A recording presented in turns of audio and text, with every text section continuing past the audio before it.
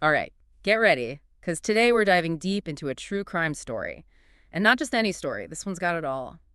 Power, privilege, secrets. It's the Murdaugh murders. Yeah, it's wild how this case goes way beyond your typical true crime thing, It really makes you think, right? Like, how much influence can a family have? especially in a place like the low country of South Carolina, where the Murdaughs, they were practically royalty. For real, generations of power. I mean, they held the solicitor's office for like, what, almost a century? Yeah, close to it.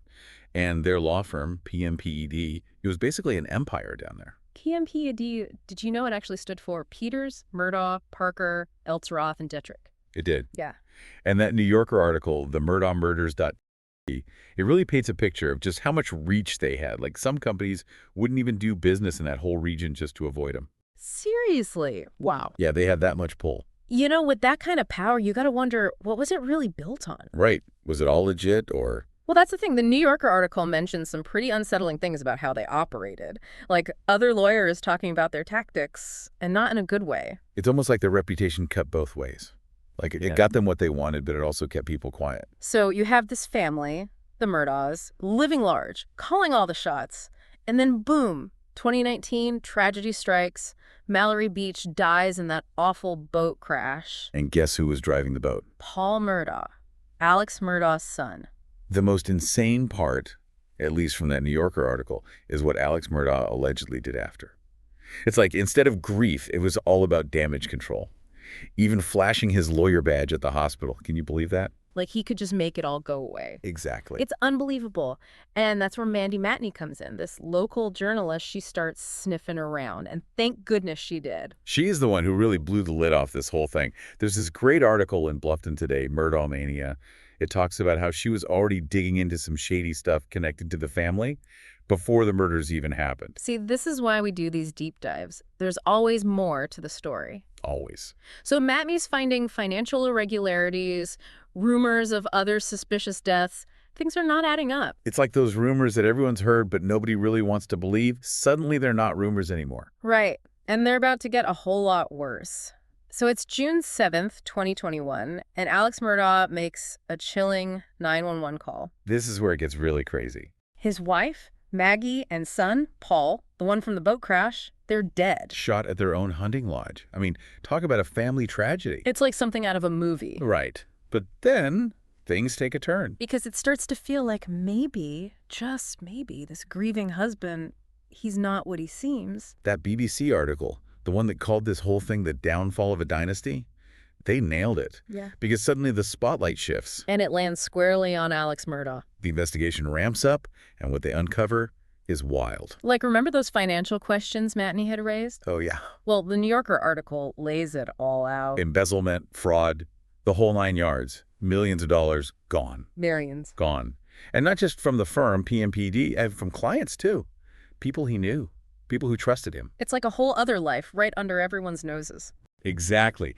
And just when you think it can't get any wilder. It does. Roadside shooting. Alex Murdaugh calling 911, claiming he's the victim. Hold on, what? But the details are shaky, things aren't adding up, and it comes out that he might have made the whole thing up. Staged his own shooting. Why? Desperation, maybe. Trying to throw everyone off the scent. I mean, it's insane, but it makes a weird kind of sense. Right. And then you've got these other deaths connected to the Murdaughs lurking in the background. Oh, yeah, like Stephen Smith. Yeah, poor kid. Found dead on the road years before. Officially, it was a hit and run, but... But those whispers about a Murdaugh connection never really went away. They didn't. And Gloria Satterfield, the housekeeper who died after a fall at their house, that got added to the pile, too, even if nothing officially tied those cases to the Murdaughs. It's like every corner you turn, there's another twist, another layer to this thing. Exactly. It's like a true crime onion, this case. You're peeling back all these layers, and you just know there's got to be something rotten at the center. And with the trial, that's exactly what it felt like. Everyone was waiting for the truth to come out. It's like the whole world was watching, right? Waiting to see how this would all play out. Oh, totally. I mean, you had all the ingredients for a media frenzy, this high-profile family, accusations flying every which way. And the trial itself, it didn't disappoint, did it? Not a chance. Remember that article from Bluffton today, Murdaugh Mania? Talk about spot on. People were glued to every little detail. Online, on TV, it was inescapable. Everyone had a theory. But throughout it all, even with the pressure mounting, Alex Murdaugh, he sticks to his story. He never wavered on that. Says he's innocent, especially when it comes to Maggie and Paul. His testimony, though, that was something else. Admitting to all those other things. Yeah. Stealing, lying, the But the murders, never. What did you think about that strategy, his lawyers letting him go up there and just lay it all out? I think they were going for the too much to believe angle. Yeah. Like, if he's already admitting to all this other stuff, would they really be tacking on murder, too? It's almost like they wanted the jury to doubt everything. Exactly. Create enough doubt, and maybe he walks. They even tried to pin it on someone else, right? Cousin Eddie or whatever. It was a long shot, that's for sure.